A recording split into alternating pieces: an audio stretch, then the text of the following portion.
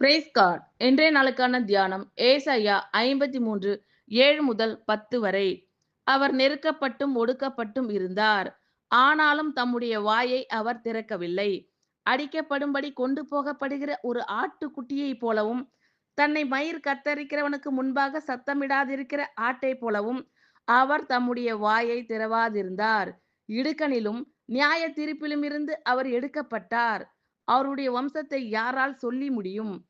ஜீவன் உள்ளோருடைய தேசத்தில் இருந்து அறுப்புண்டு போனார். என் ஜனத்தின் மீறுதலின் நிமித்தம் அவர் வாதிக்கப்பட்டார். துன்மார்க்கரோடே அவருடைய பிரேத குழியை நியமித்தார்கள்.